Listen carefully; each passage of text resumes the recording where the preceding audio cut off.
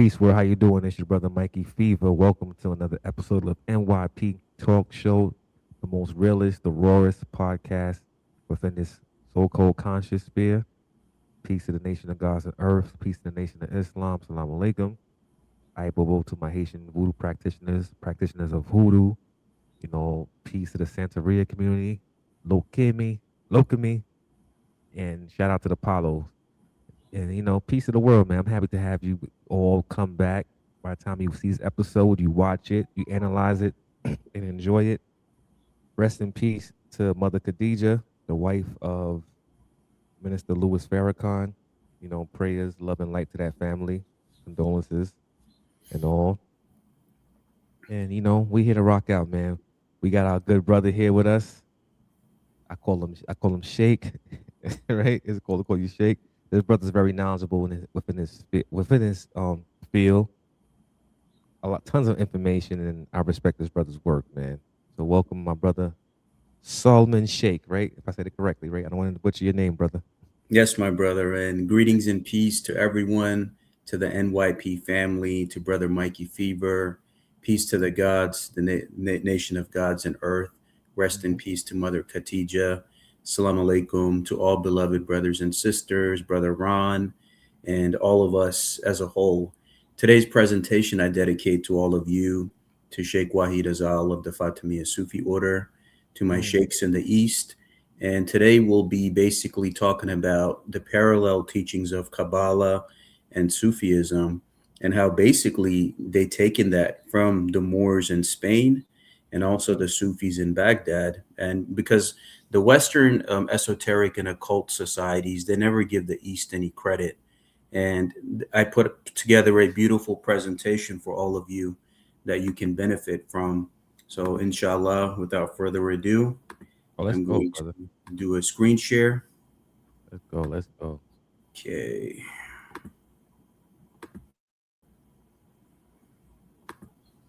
Do you see this, Brother Ron? I got you right here. Boom. I got you. Okay. You see it? All right. Slideshow. Let me start this. So is this coming up now? Yeah, I got it. It's up there. Slideshow's there. Okay. Perfect. So yeah, without further ado, let's get into it. So first, I would like to talk about this shared tree of reality, Sufism and Kabbalah, where I welcome you and peace be upon you all. And I would say that before we embark on this profound historical and spiritual journey, I must present a brief disclaimer that the following presentation is intended strictly for entertainment, free speech, and educational purposes. The historical narratives, esoteric concepts, and religious parallels discussed today are designed to provoke deep thought, encourage unity, and explore the hidden intersections of our shared spiritual heritage. We are stepping into the realms of mysticism, where history and the divine intertwine, requiring an open heart and an open mind. I ask that you leave behind any preconceived notions or dogmatic rigidities. We are here to explore the golden ages of human thought, tracing lineages and lines of intellectual and spiritual inheritance that have intentionally or unintentionally been obscured by time, politics, and historical division.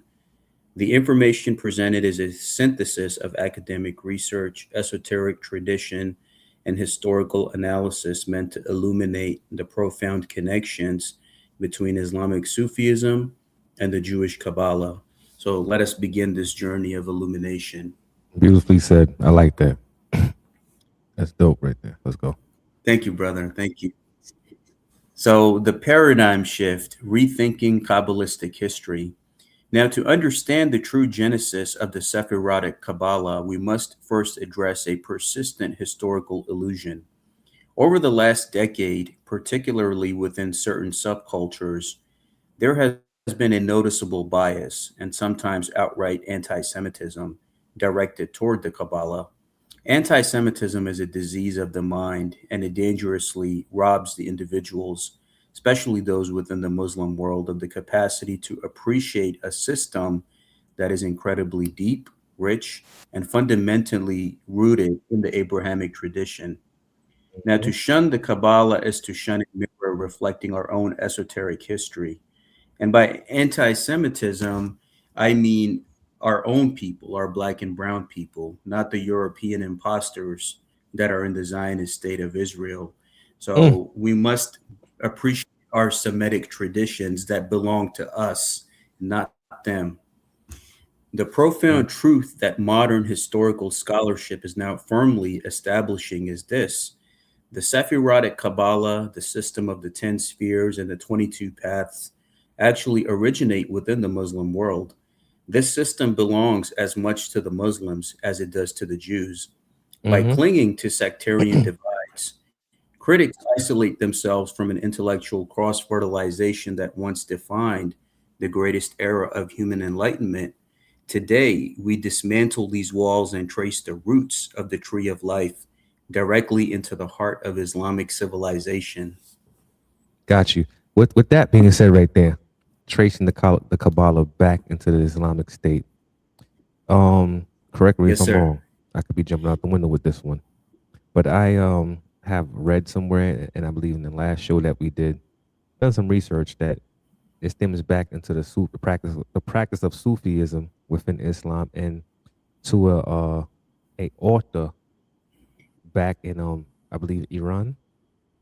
Am I correct? Hmm. I forgot his name, Yeah, but yeah, he was a that's absolutely correct. Because okay. unfortunately, see, even when I was a part of mainstream Masonry, even in those esoteric and occult groups, Hmm. they're never going to talk about this information or give the East or our African or Semitic brothers any credit. So basically, what we must do through the education is reclaim our heritage through education. We don't Got feed into the haters, we don't feed into the detractors. We continue to keep up the work through the books, lectures, presentations. Let your success and your work be the greatest revenge. you. Hmm. I'm glad you said that. Continue, my brother. Yes, yes, sir. So the pre-Kabbalistic era, the Hekhalot and the Merkaba. Let me clarify that Jewish mysticism certainly existed before the emergence of the Sephirotic Kabbalah, but it looked vastly different than the system we know today. From roughly a century before the birth of Jesus Christ up until the 8th or ninth centuries of the Common Era, the predominant system of Jewish mysticism and Gnosticism was a system known as the Hekhalot. This was a deeply dualist Gnostic framework based heavily on the visions and speculations surrounding the throne chariot of God, the Merkaba, as described in the visions of the biblical prophet Ezekiel, right? Mm-hmm. The wheel of Ezekiel that even our NOI brothers give credence to. Yep. During this Hekhalot period, we do not find anything resembling the structured system of the Sephirotic Tree of Life, with its descending spheres and the interconnected pathways. The book of Ezekiel was the central text, and the mysticism was heavily visionary, focusing on ascending through heavenly places rather than mapping the emanations of divine attributes. It wasn't until the mystical traditions encountered the intellectual crucible of the Islamic Empire that the Kabbalah, as a structured esoteric science, began to truly take form. So, this is like the pre Kabbalah era. Yeah, I see that because that tree of life, that concept of the tree of life came about later on, Yes, right? sir, definitely. Gotcha. And what we do is we analyze the golden age of Islam in Baghdad, right? The melting pot of mysticism, Mm-hmm. where our story truly begins in the melting pot of late antiquity, specifically during the Abbasid, the Abbasid Caliphate, Mm-hmm. years of the Islamic Empire in the glorious city of Baghdad. Baghdad was the center of the world, a place of unprecedented intellectual fusion and discourse where scholars of every faith gathered to translate, debate, and synthesize the wisdom of the ancients. It is here, among the bustling markets and quiet libraries, that the genesis of the Kabbalah occurred, a Mm-hmm. fact that is now widely recognized as a consensus among modern historians. In this golden age, Muslims and Jews did not merely coexist, They lived together, ate together, debated in the same circles, and in many cases, even married amongst each other, despite traditional prohibitions against marrying outside of one's faith. This intense, intimate proximity fostered an intellectual cross fertilization that changed the course of the esoteric history. The lines between Islamic philosophy and Jewish mysticism began to blur, creating a shared spiritual language that would soon give birth to texts that shaped the Western esoteric tradition. Mm. And this is the point because before 1948, before the creation of the modern state of Israel, right, the European colonization project, Mm. Muslims and Jews were living peacefully with each other. And the Golden Age of Baghdad is just, one example of that. Wow. Wow. I kind of figured that during the time in antiquity that we know that the Greeks and many other groups went over to ancient Egypt to learn Kemet that we know in the Middle East, and they pick Uh-huh. up these practices. 'Cause a lot of these practices are from the East as well, but they always try to like wash it, like I'm gonna say whitewash it or somehow downplay it to something that's considered pagan like. Oh yeah, definitely. Because of Yeah. course, with the European, they want to show stuff that makes them look good and feel good, right? I mean, it's just like Pythagoras, right? He came out Hmm. with the theorem: a square, b square, c square. But the pyramids were already made before Pythagoras, and he studied 20 years in Kemet before becoming the master of numbers. So they took it all from North Africa and the Middle East, what we know as the Asiatic Semitic cultures. People that Hmm. look like you and I. Even down to the story of Moses when he was picked up as a child, was raised amongst the Egyptians that taught him the sciences, and he later came back, went into avenge his people, but he did learn the sciences from the Egyptians.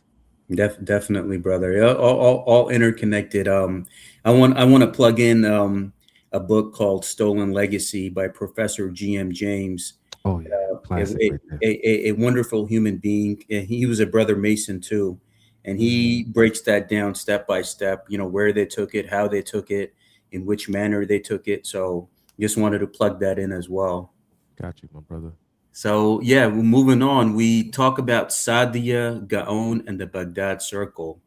Now, the Mm. specific origin point of this Kabbalistic genesis can be traced to the inner circle of a highly eminent Jewish scholar and philosopher named Saadia ben Gaon al-Fayyumi. Mm. Saadia Gaon was the preeminent rabbi of Baghdad during most of the 10th century, passing away around the 940s of the Common Era.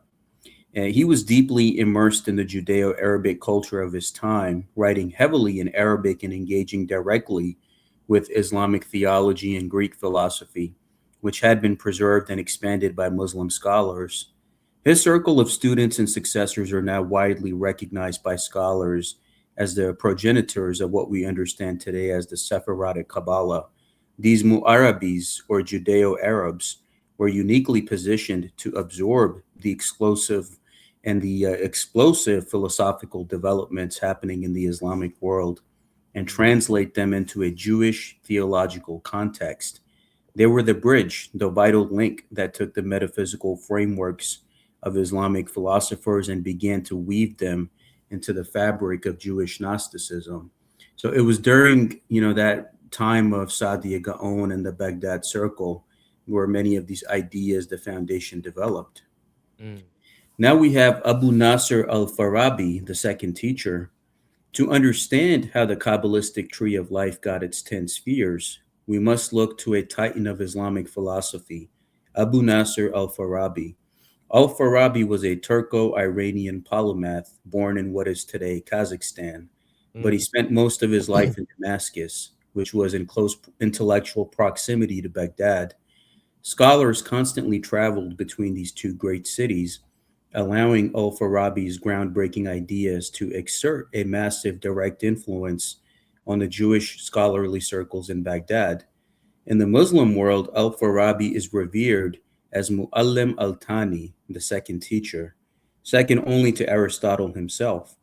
While Greek philosophy was already being translated, it was Al Farabi who became the real mover and shaker, providing the vital commentaries and frameworks that defined all subsequent Muslim metaphysics. His reading of Aristotelian texts, particularly the theology of Aristotle, which was actually the Enneads of the Neoplatonist Plotinus, Mhm. provided the exact cosmological structure that early Kabbalists would soon adopt. Now, the parallel teachings. Gotcha. 1. The 10 intellects and the 10 sefirot. Here is where the history becomes undeniably intertwined. Based on his Neoplatonic reading of Aristotle, Farabi posited a grand cosmology. From the Godhead, or the unmoved mover, there proceeds a series of 10 descending intellects.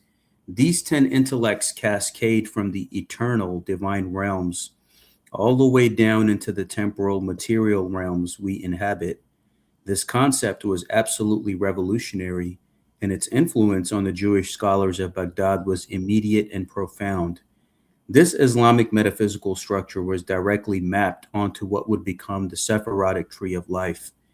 The early Kabbalists took Al-Farabi's concept of the 10 descending intellects and restructured it into the 10 sefirot, the divine spheres that descend vertically from Keter, the crown at the Mhm. very top, all the way down to Malkut, the kingdom or dominion at the bottom. The architecture of the Kabbalah is, in its very bones, the architecture of Golden Age Islamic philosophy. The active intelligence and the archangelic Facts. parallels. Let us dive deeper into this parallel. In Al-Farabi's system, and later built upon by Avicenna, Ibn Sina, the 10th and final intellect at the bottom of the descent is designated as the active intelligence, or Aql al-Fadl. This sublunary intelligence was deemed responsible for the creation of the material world and was heavily associated by Islamic philosophers with the Archangel Gabriel. This is the exact function of the Mm. final sphere in the Kabbalah. In the Kabbalistic Tree of Life, within the realms stretching from Keter down to Malkut, we see the exact same archangelic resonance occurring. The Kabbalists associated this culminating realm with the archangel Metatron, or what we know as Enoch, or as the supreme manifestation of the Shekinah, the divine presence on earth. The Aql Mhm. al-Fadl of the Muslims became the Malkuth and Metatron of the Jews, a perfect translation of esoteric cosmology across religious lines during an era of unprecedented unity. Wow, it's all decrypting as you're talking about. It's all decrypting down to the positioning of the Malkut coming from the Keter down to the Malkut. The philosophers linking it to the Archangel Gabriel and Metatron. Yeah, I yeah. want those who are studying to hold your thought for a second. Those who do want to know about Kabbalah, you will learn more. The Kabbalah is so interlaced in every other form of religion that you see. That framework is in there. Just put And it out there. that's definitely true, brother, because if we see these teachings, I think once we reclaim this intellectual heritage, I think that basically that is gaining freedom for our people. First, we free the minds, and Yes, everything else follows after that. talk about it. So, the genesis of the Sefer Yetzirah. Around the Mhm. 10th century, we see the emergence of a foundational Hebrew text known as the Sefer Yetzirah, or the Book of Creation. For centuries, tradition attributed this text to the patriarch Abraham himself. However, modern scholarship over the last 2 decades has provided decisive historiography painting a very different yet equally fascinating picture of its origins.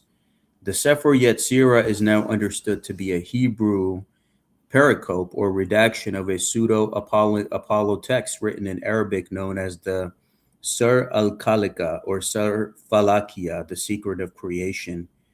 The Judeo Arabic scholars were deeply inspired by this Arabic text, which was attributed to Apollonius of Tyana, and they utilized its concepts to formulate a brand new Hebrew cosmology of letters, numbers, spheres, and realms. Thus, the very bedrock of Kabbalistic literature was birthed directly from an Islamic Arabic era manuscript.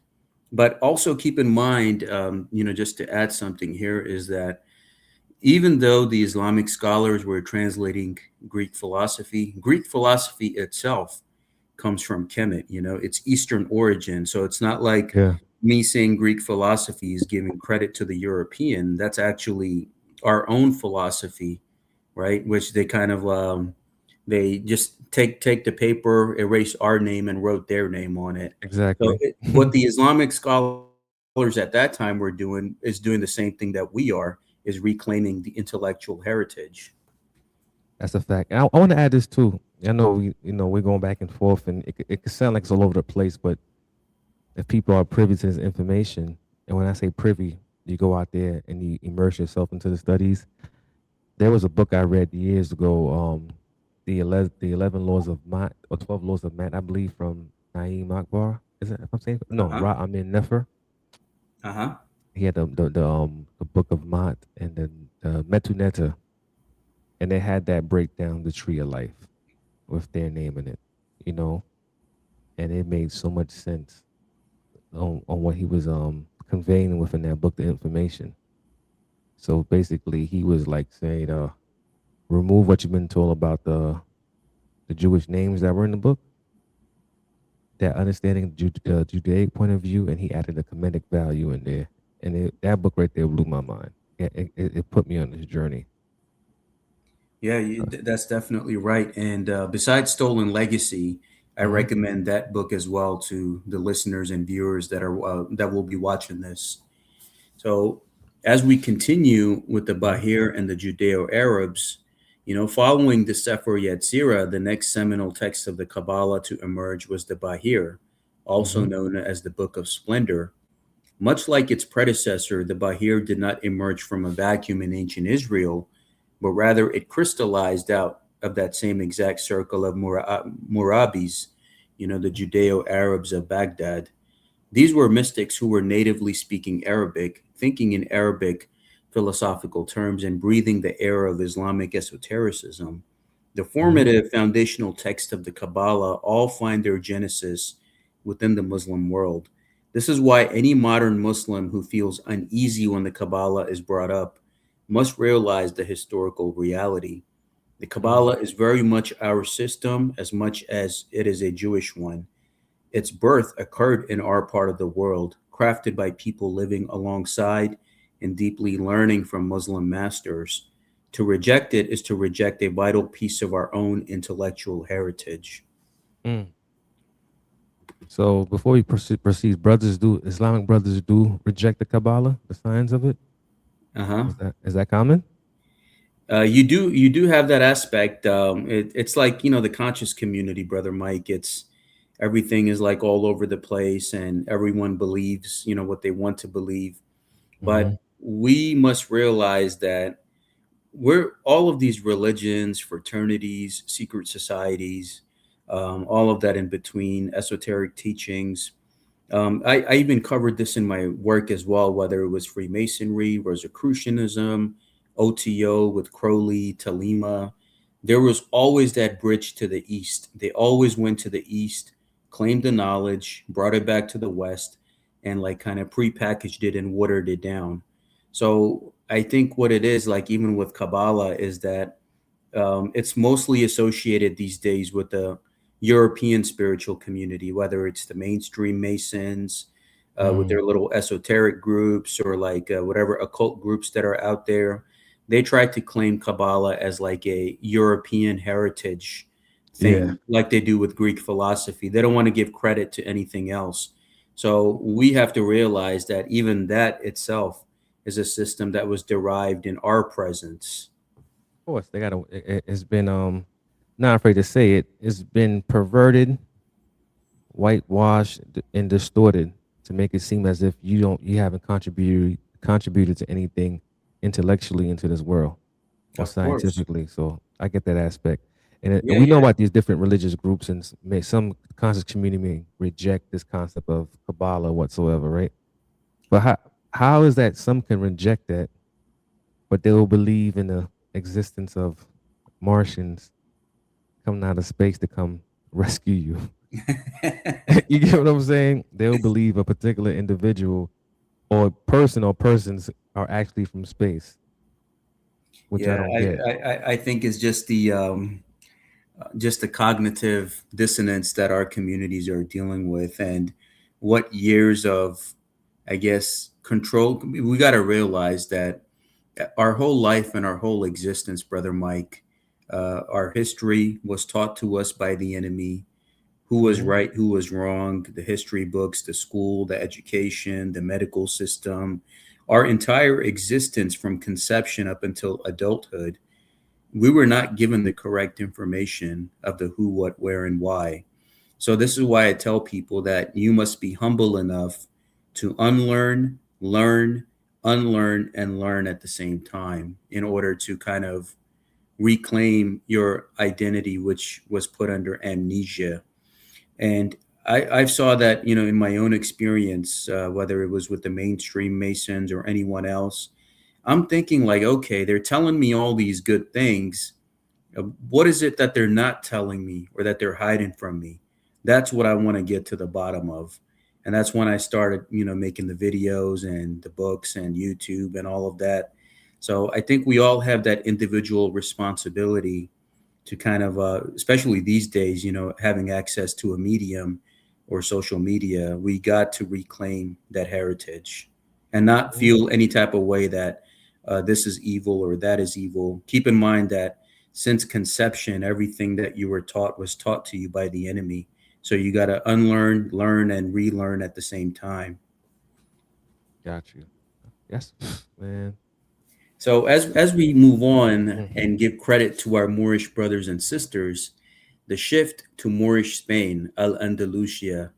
As we move forward through the centuries, the center of esoteric gravity shifted from the east to the west, specifically to Moorish Spain or Al Andalus.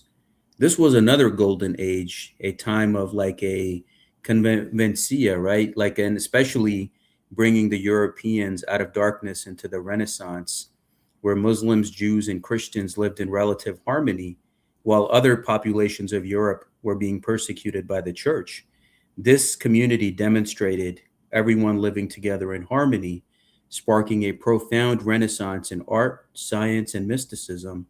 The Jewish Kabbalists flourishing in Spain were inextricably linked to the atmosphere created by the ruling Islamic culture. Our brothers, the Moors. Hmm. During this time, the Jewish mystics of Andalusia were heavily influenced by the local Sufi movements. Even gematria comes from the Abjad numerology system. One of Hmm. the most prominent examples was the Sufi school of Almeria, a mystical epicenter in Spain that laid the intellectual groundwork for some of the greatest spiritual giants in history. The esoteric ambiance of Moorish Spain provided the perfect fertile soil for the Kabbalah to evolve from its Baghdadi roots into a highly complex systematic theology of divine light. Mm. So, as we see that the seed was planted in Baghdad, but the seed was actually watered and turned into a plant and a tree in Moorish Spain. So, a big, big credit of what we know as Kabbalah today, the credit goes to the Moors.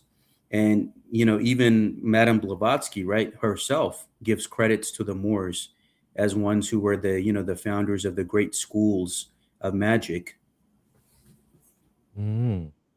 So we know Madame Blavatsky studied from the East, right? And many Yeah. other, as they put it, the yogis that came over there already had their sciences in place that came to the U.S. or these Western shores, as we put it. Are there any schools of thought today, or these schools of mysteries that are following these paths to this day? And I don't mean mainstream, but the others. Are there any schools out there one can join to learn? Honestly, my brother Mike, I haven't found anything here in America. Like, even with me, I traveled to Pakistan and studied under the Sufis and the Sheikhs over there. Like, and they have so much divine illumination and wisdom. So even myself being from the East, I went to the East, traveled to the East, grabbed the knowledge and the light, brought it back to the West. So, the people wandering in darkness in the West, I could show them the light. So there is nothing here, on the top of my head. But I think at the same time, then that kind of gives us an opportunity or a responsibility to create something of our own, where Hmm. we're basically we're those scientists, right? The NOI speaks of those scientists. So that is our responsibility then to create Mecca and Medina and the light of Islam here in the West. So if there's nothing here, then I think that's where brothers like you and I and Brother Ron and other brothers come in. We'll create it here. We have to. That's that's an idea right there. Yeah, yeah. We, That's an if it's not here, then we're gonna do it. Something that's free, to everyone for access to, so they can better themselves in their character. Definitely, it's important because I believe this right here will help the revolution that people do speak of. It must start in the heart and in the mind first before you Yes. proceed any further because it's deeper than just the physical aspect of it. It may sound far fetched, but it's also spiritual. It's how you think, your rhythm, Yeah. how you move. This it's all cosmic. It, But it, it it is, brother. And as we move on, we look at Moses de Leon and the emergence of the Zohar. Now, it Mhm. is in this Andalusian environment around the 14th century that a group of very eminent Jewish Kabbalists and activists congregated around a figure in northern Spain named Moses de Leon. One of these key individuals had even traveled all the way from Iran to Spain, demonstrating the vast interconnected network of esoteric transmission at that Mhm. time. This Mhm. group was responsible for writing and compiling the text that would become the central pillar of Kabbalah, the Zohar, or the Book of Splendor. Although the Mhm. Zohar itself claims vast antiquity, attributing its ideas to the first century rabbi Akiva ben Yohai, historical reality shows that its genesis occurred in northern Spain. This was just a few decades removed from the Reconquista of Spain by the House of Aragon. The Zohar was birthed in an environment thoroughly saturated with Sufi metaphysics, representing the ultimate culmination of centuries of Islamic Jewish mystical dialogue. So it all culminated, it started in Baghdad, right, with Saadia Gaon. And then over time, as the Moors went to Spain, those ideas continued to culminate. And that's where a lot of that fruition of that labor came in, especially in Moorish Spain. And Mm. that was one of the goals of the Catholic Church, to kick the Moors out of Spain, because they brought Europe out of darkness into the light. All these Mhm. communities were living peacefully, sharing ideas. They even taught them how to bathe, right? And even the graduation robes that they wear, that's Yes. Islamic clothing, right? Mhm. So the loose robes and the Islamic clothing, that's where it all comes from. Civilized them, and in return, they murdered them. Crazy, Yeah. man. And it's crazy because one of the goals of 1492, the Reconquista, Mhm. was to remove the Islamic presence and the Moorish presence, not only in Spain, but also here in the New World. And you see many Native American clothings or symbols that have the Islamic crescent, star, and moon. So a lot of it, because the Native Americans themselves believed in the one true God, the Great Spirit, Yeah. Tawheed. So it's all interconnected, and even the Jesuits were influenced. Their inception in Spain, Ignatius of Loyola was influenced by the Moorish environment of that time. Yes, they Even were. even Yasuke, right? Yasuke, the Moorish samurai that went to Japan, Mhm. he was under the Jesuits, and they even showed him in the latest Assassin's Creed video game. So Yasuke himself was a product of that time. That's a fact. That game right there has so much gems they drop in that gym in that game itself. A lot of a lot of cryptic messages to decipher. And Definitely. as we put it, with what took place in antiquity, Spain after the collapse of Granada, of trying to wipe out the culture, even into masonry with we said it before in the show, was Mr. Demolay, Jacques Demolay, Yes. him being taken out by the Catholic Church. Hmm. And as we heard many years later down the line, that if you want to know about your history, who has a hold of it is the Catholic. The Vatican has a hold of the history, Hmm. and we can't forget that the the Greeks also have a whole of our history too. Yeah, Later on down the line. Yeah. definitely. And you know what's funny? That's exactly what the 33rd degree of Masonry is. Like the Catholic cronies, the Knights of Malta, the Hospitallers, they're literally, the ops. Mm, And they, in 33rd degree, that's basically, you're revealed your true identity of being a Knights Templar, and how you must take revenge against the Knights of Malta and all of that in between to honor Jacques de Molay. So as we move on, we talk about Ibn Arabi, the Sheikh al-Akbar, the great Sheikh.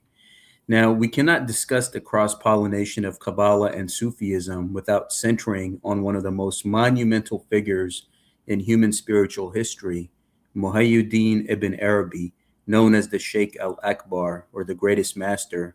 Ibn Arabi was heavily influenced by the exact same Sufi school of Almeria that was inspiring the local Jewish Kabbalists. Because of this shared intellectual lineage, Ibn Arabi himself must be viewed as a central figure in the broader context of Kabbalistic history. Before traveling to the east while still in the Maghrib, Ibn Arabi penned some of his most esoteric works in Kitab al-Anka al-Maghrib, the book mhm. of the fabulous griffin, and Kitab Insha al-Dawair, the book of the encompassing spheres. Ibn Arabi posits his own mystical diagram. He outlines a tree of life consisting of 13 spheres and 32 Mm, paths, a structure that runs astonishingly parallel to the Jewish Sephirotic tree. This tree became a meta historical structure for his dialogues on the names and attributes of God. So Ibn Arabi, like what we know as the 13 spheres and the 32 paths, like Ibn Arabi designed it originally. that's dope right there. And they all that tree of life relates to the human body, the anatomy. If people really pay attention to it, Uh-huh. that's what it correlates to. When I first looked at it, I'm like, oh, this is going up the spinal column. Yeah, definitely, because it's Yeah. it's all us, all of the what we know as God, devil, angels, and demons and prophets. Those are all energies that operate through the human being, the Yep. physical vessel. So Hmm. depending on what you want to tap into, that's the reality that you create with your free will and accord with the akal or intellect God has given you. Mm. So as we see the parallel teachings to the merging the trees of reality, when you place the Sephirotic side by side with Ibn Arabi's tree of spheres, cosmological rhyming is breathtaking. While Ibn Arabi did not attribute specific letters or numbers to his 32 paths in the same way the Sefer Yetzirah did, the underlying geometry of divine emanation is structurally harmonious. Both systems seek to map how the ultimate unknowable one, God, steps down its light into the realm of multiplicity. For the Mm. modern esoteric practitioner, these are not competing systems, they are two sides of the same exact coin. As Sheikh Wahid Azal discovered in his own profound meditations, it is entirely possible to meld both of these trees together into a singular unified tree of reality.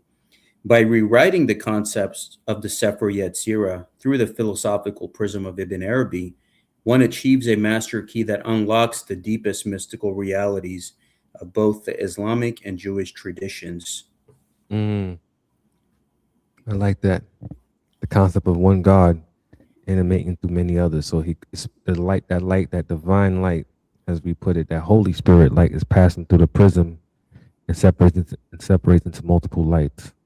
So basically Definitely, coming down brother. from And Keta, and it just separates. All right, got it.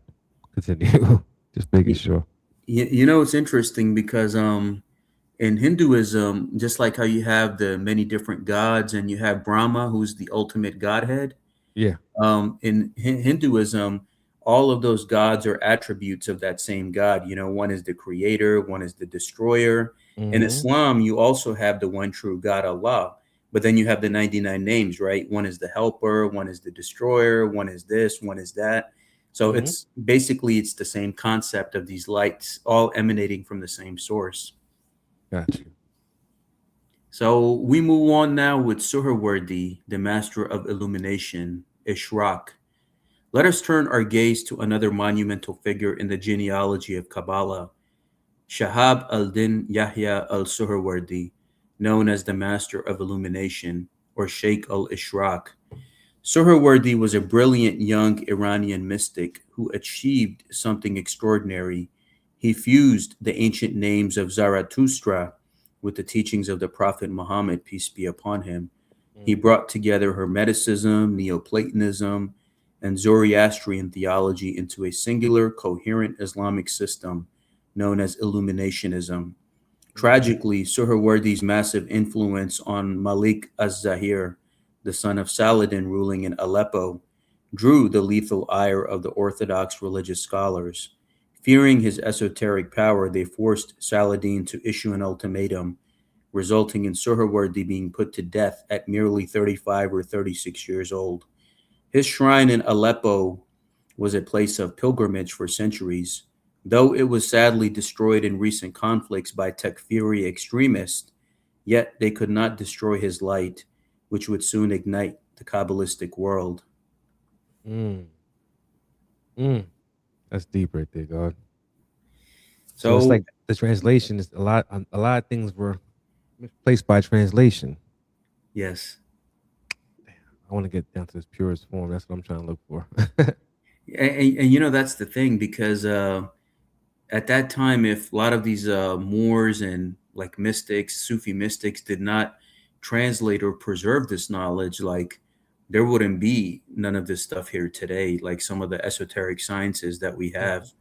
So we owe a great debt to them. And I think it's our responsibility in today's world to make sure that with the internet now, that we're putting this stuff out there so future generations can, like, you know, look back on it and benefit from it as well.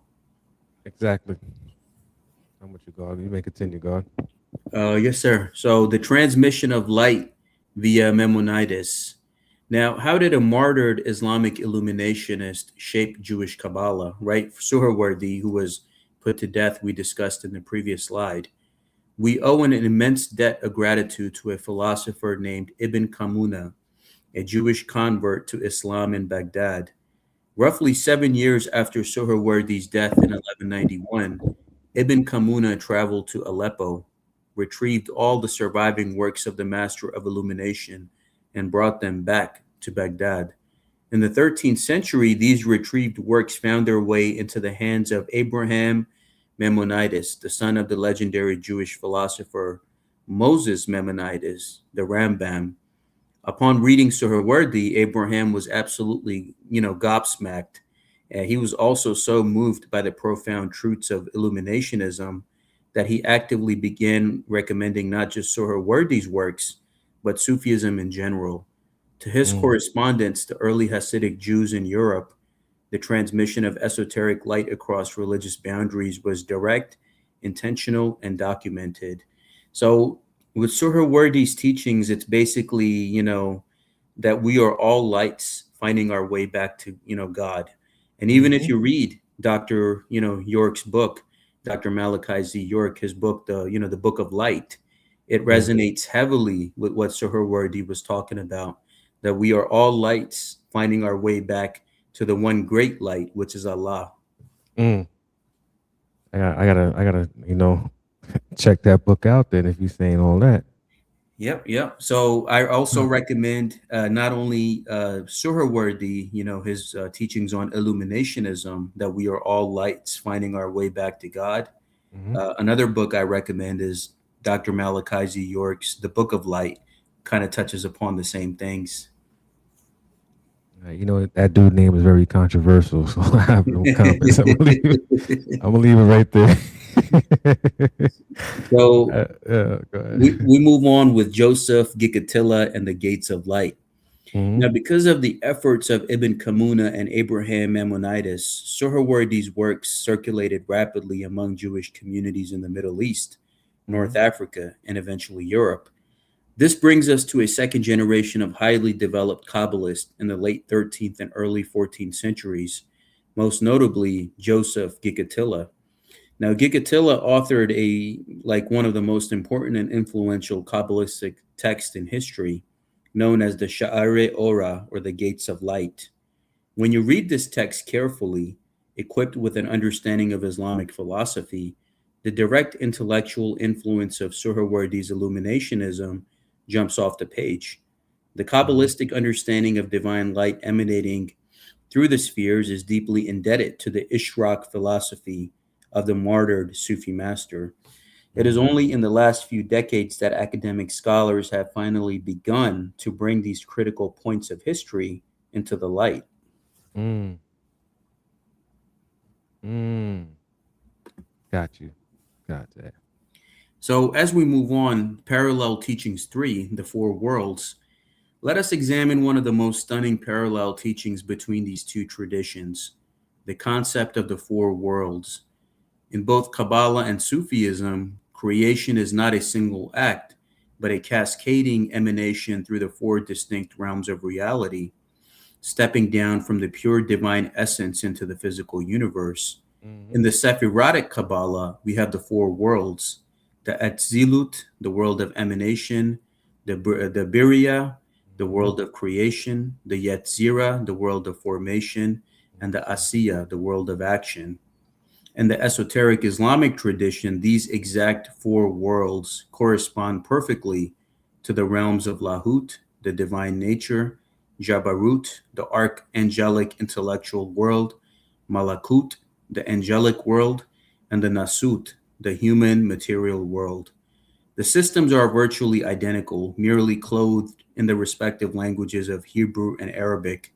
When you let these two systems talk to each other, the results are nothing short of magical.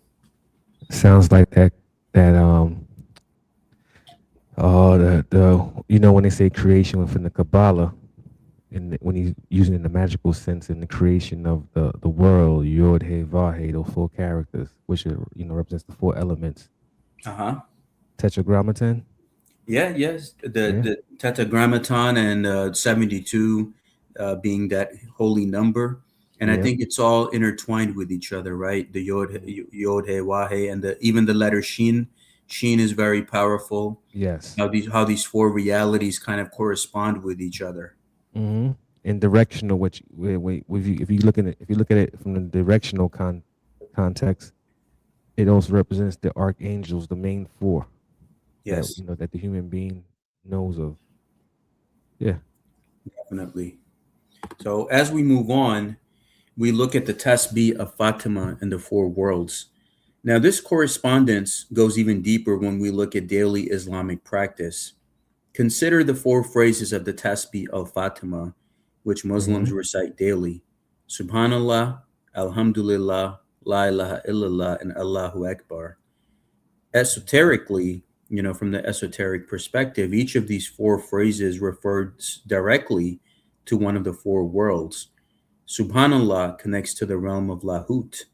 Alhamdulillah refers to the world of Jabarut, the archangelic intellects. La ilaha illallah, the tahleel, resonates with the angelic world of Malakut.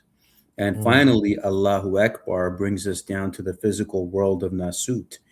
Furthermore, if you take the first letter of the first phrase, the scene in Subhanallah, and the last letter of the final phrase, the Ra in Akbar, you get the word Sir, which means secret. The deepest esoteric architectures of the universe are hidden right within the most common daily prayers.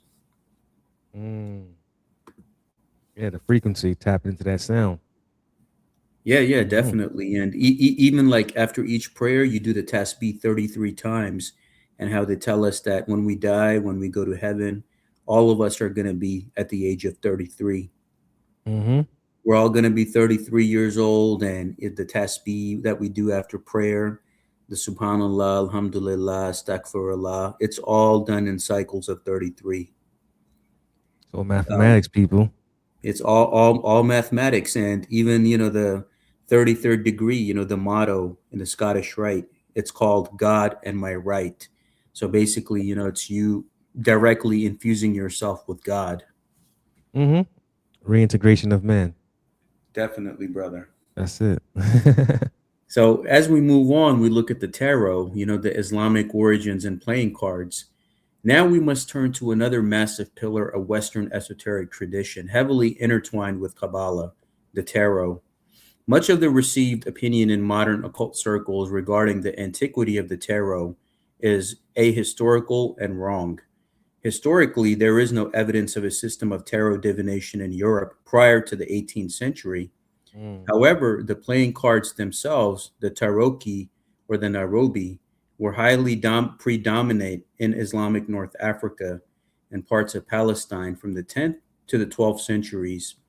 Around the middle of the 14th century, these Islamic cards suddenly found themselves in Italy, introducing playing cards to Europe. The foundational structure of the deck, the suits, the numbers, the court cards, was a direct import from the Moorish and Mamluk Islamic world into the heart of Renaissance Europe. Mm. So even the Kabbalists, they're doing all that tarot stuff. Even that comes from Islam. Of course, everything, everything I see from my travels, I see a lot of Islamic influence in there. And you know what's interesting, brother? If you look at there's one state in America that celebrates an Islam Day every year. It's like a state holiday, Islam Day. Guess Mm. which state that is? Is it in the south or in the east or the It's north? it's in the South, but take a guess. Um, I want to say Texas. Not Texas, Hawaii, because before America captured the kingdom of Hawaii, Mm. it was actually Moors that ruled over there. And if you go to Hawaii, you look at some of the names and the street signs, you Mm. see a lot of the Islamic parallels in the kingdom of Hawaii. Mm. So keep in mind with the Inquisition, the goal was not only Spain, wherever the Moors were, the goal was to go and wipe out everything. That's crazy, bro. Yep. So Hawaii celebrates Islam Day every September. Gotta take a trip out there, go see for myself. And if you look at the banner of the Kingdom of Hawaii, like an old one, you see two dark-skinned Moors like wearing the red fezzes and holding up the Kingdom of Hawaii banner. Hmm. So, yep, it's all interconnected, and our history's just been taken from us, and we just gotta take it back. Exactly, and that's what NYP is here to do. And with brothers like you, Yes, to brother. re-educate. We're not here to create conflict and debate what came first, the egg, the chicken or the egg. We here just to give the information. It's your Yes. job out there to go do the research, people. Nobody's gonna spoon feed you. No And, information. before I move on, this is the reason why I have everything in a professional, that way I'm not doing the ums and I'm communicating directly to you, and you can take screenshots of every slide with the information that I've written down and provided, so you could do your own individual research. That's why I write everything the way that I speak, so that way you could basically take snapshots of the transcript and research the individual slides on your own. No, So we're good, brother. We're so good. We're good. as we move on with Ibn Arabi and the major arcana, while standard playing cards came from the Muslim world, what about the mystical 22 cards of the major arcana?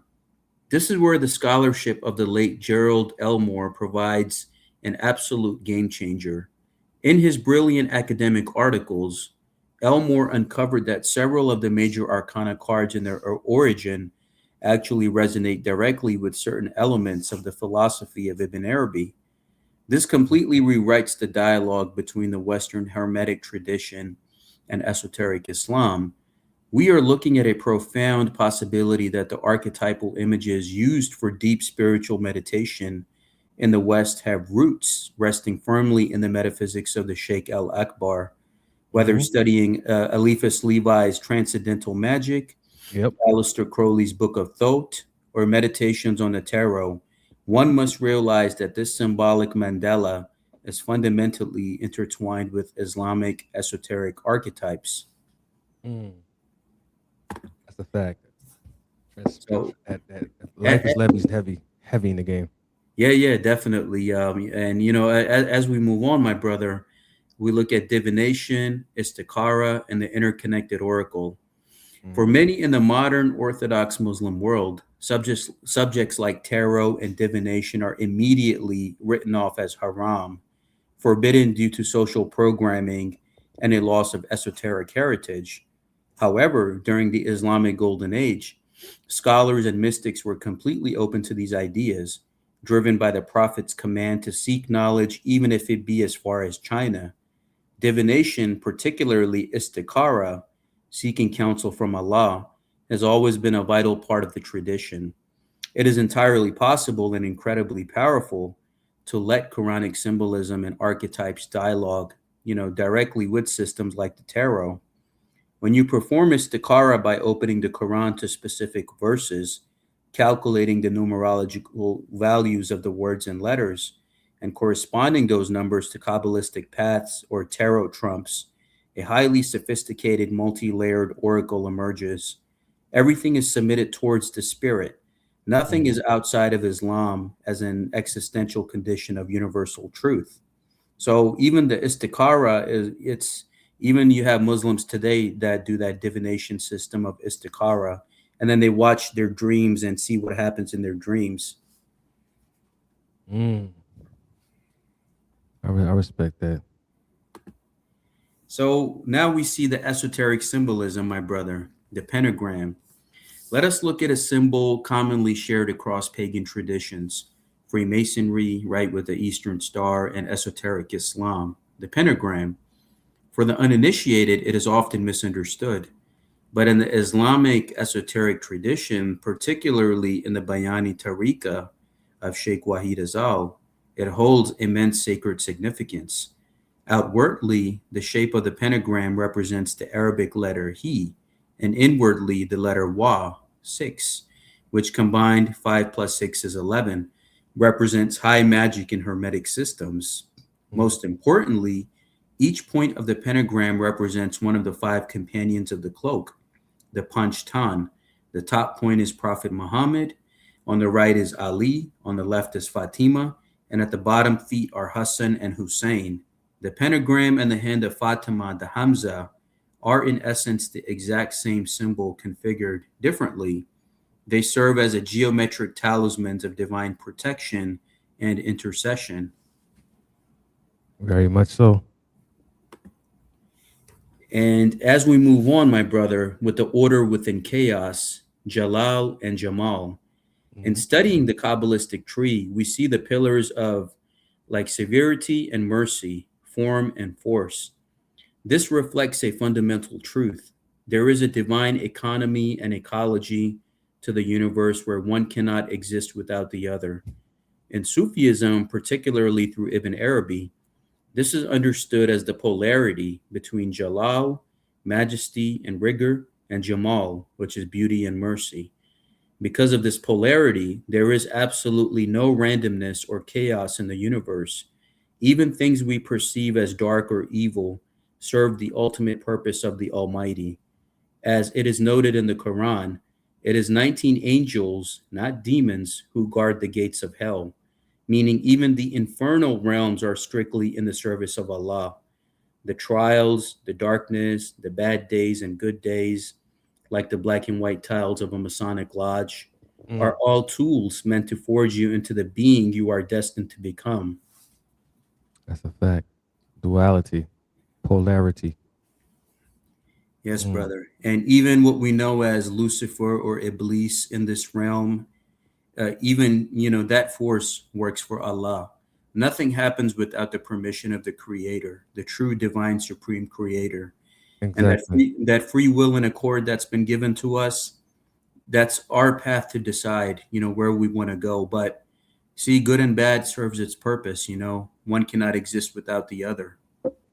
That's a fact, complete fact. Because in this world, you gotta know what's good in order to know what's bad, and vice versa. You can't just be like, I'm gonna step in the light without knowing darkness. Because even within the light, there's darkness within that light. Yes. And there's light within the darkness.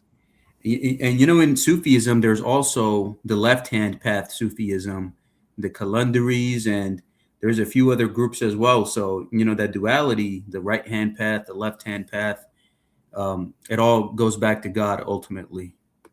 I'm telling people, man, if you go, this is for the world, for those who get caught up in the conspiracy theories and who be like this, that's demonic. Go read the Greater Keys of Solomon. You see everything comes from out of these Yeah. religious texts from the Christian perspective, from the Bible. They always tell you that even when you evoking or summoning certain energies, you must cover yourself under God. Yes.